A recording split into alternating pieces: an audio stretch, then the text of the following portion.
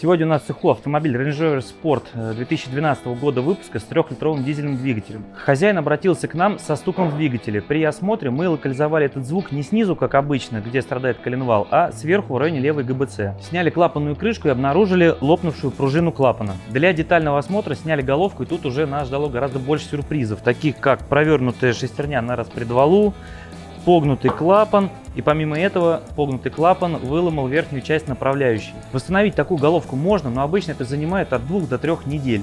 На такие нестандартные случаи мы стараемся держать в нашем сервисе парк подменных деталей двигателя. И у нас такой ремонт займет в районе 2 дней.